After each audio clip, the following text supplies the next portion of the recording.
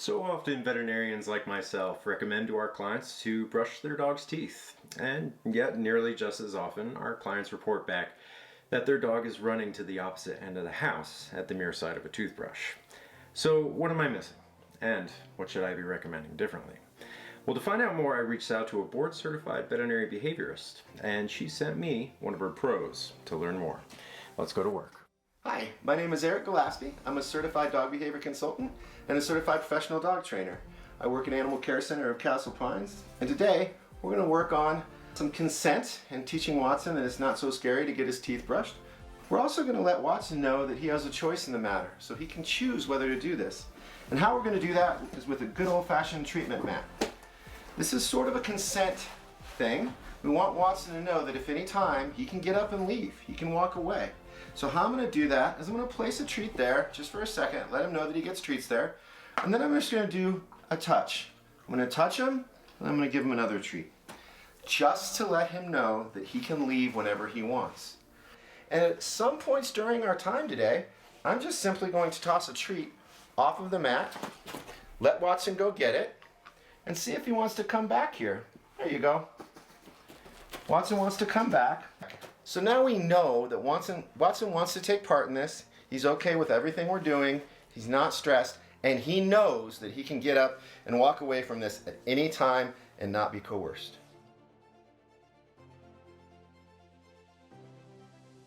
A lot of dogs already have a negative association, so we want to create a positive one. The very first thing I want to do is I want to show Watson this toothbrush. So how I'm going to do that is I'm going to show him the brush, and then I'm going to drop a treat. This is just counter conditioning. Showing him the brush, dropping a treat. Showing the brush, dropping a treat.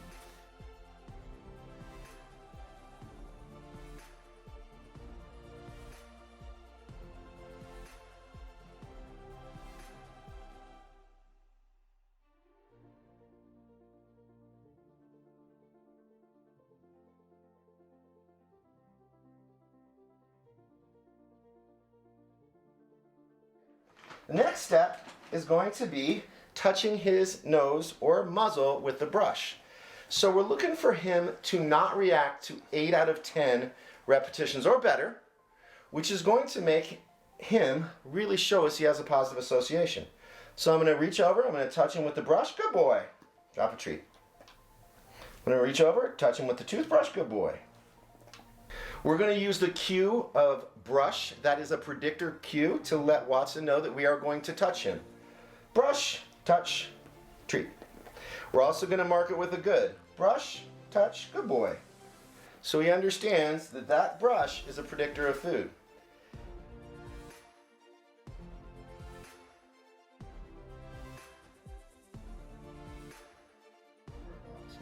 So the next step is that I want to do with Watson is I'm going to put a little tiny bit of toothpaste right on the toothbrush. I'm going to show it to him. I'm going to let him lick it off. If your dog doesn't like to lick it off of the toothbrush, have him lick it off your finger. We just want him to know what it tastes like and that it's yummy. I believe this is chicken flavored. So the next step that I'm going to do is I'm going to reach in, I'm going to tell him what I'm doing, brush, I'm going to lift up a little lip, and I'm just going to touch the toothbrush right to his mouth. I'm going to let him lick up the toothpaste, and I'm also going to be careful to keep telling him good boy or good as I'm doing this.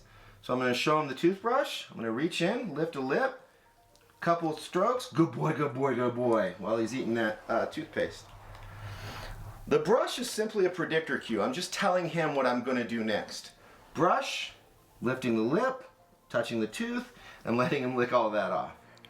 If you're ever wondering whether your dog wants to continue taking part, toss a treat off the mat and wait. See what the dog does. Watson, who's very food motivated and very affiliative, he likes to do stuff with people. He comes right back. I did not have food in my hand, so I was not luring him there.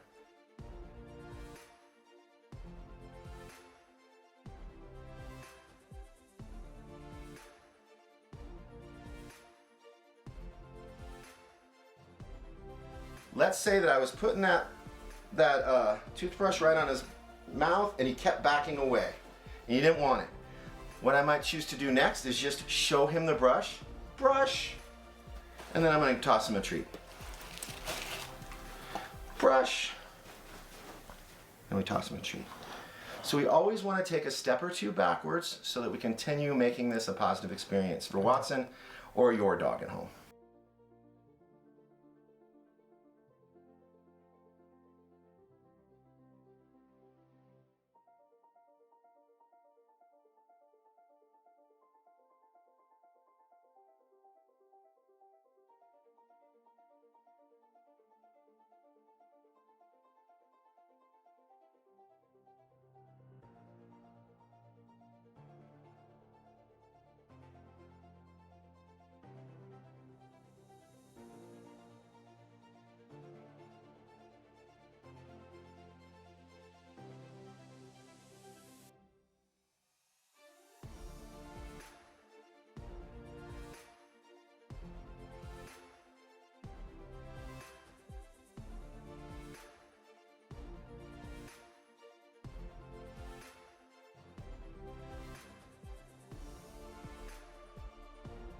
Reach over, lift a lip up, and smear some toothpaste on there.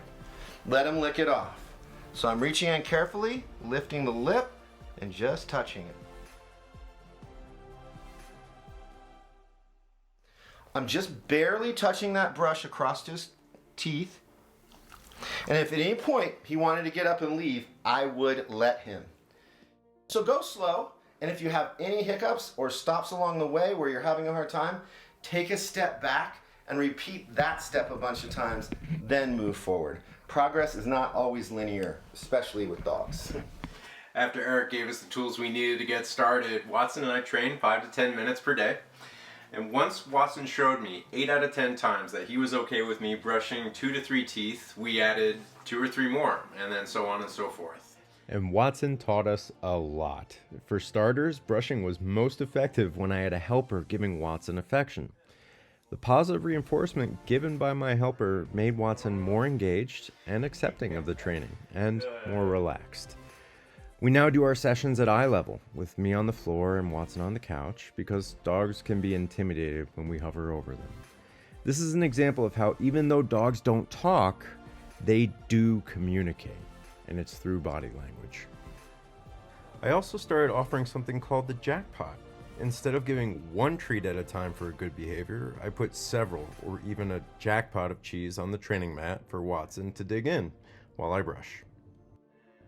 Now, Watson has consistently told me he does not like his front incisors being brushed, as shown here. And so in this scene, instead of continuing to try to brush Watson's incisors, I just move on to the teeth I know he will accept, his canines, his premolars and molars.